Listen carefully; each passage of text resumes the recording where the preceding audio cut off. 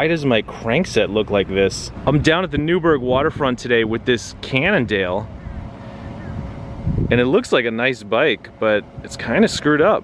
This is the Cannondale F300. I don't know if this is a mountain bike or a hybrid or a little bit of both. It's got one of these adjustable stems that are popular on the hybrid bikes, but it has the same IRC Mythos XC tires as that Marin that I recorded just last night, and that was a full-blown mountain bike. The fork is an axle suspension fork, and there's no suspension out back, so I guess that makes this a hardtail. But with this big padded seat, I can't really imagine that this bike is ideally suited for off-road use. It was apparently handmade in the US of A, and it has a Diori rear derailleur, which is pretty good. The brakes are V-brakes by Cannondale, which is interesting because I've never really seen Cannondale branded brakes before. The head tube is this sort of gigantic beer can looking thing, and the rear end is a wishbone rear end. You got the Alivio brakes and shifters all in one, which still work pretty well. And I don't know how much suspension travel this bike has, but it looks like a decent amount, at least for comfort. And this front derailleur, it's a little bit out of tune, but it looks like it'll do the job once it's adjusted properly. And this is something really cool, welded by hand in Pennsylvania. And it might be a little hard to see in the video, but the graphics have metallic silver accents, which are pretty cool. And probably reflective at night too. But the problem this bike has, and probably the reason I got it in the first place, is that the crank seems to have been installed improperly. Instead of the crank arms being installed at 180 degrees to each other, they're installed at 90 degrees. That's pretty weird, isn't it? I can ride it like this, but it's a little awkward. So let's see if I can fix this crankset. So first I'll remove the dust cap with this 8mm Allen wrench.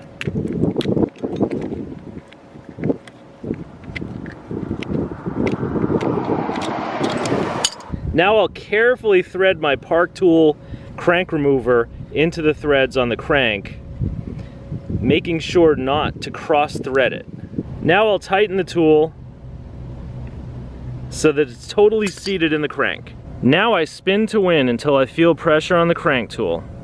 There it goes. And finally I apply a decent amount of torque, and the crank arm should come right off. On close inspection, I don't see any damage to the bottom bracket or the spindle or the crank arm, so I'm just gonna put it back together correctly this time. This crank arm goes on here, so it's 180 degrees to the other crank arm. Now I just tighten the dust cap, which also coincidentally serves as the crank bolt. And now look, my cranks aren't all weird anymore. See? This is how the cranks are supposed to spin on an upside down bike.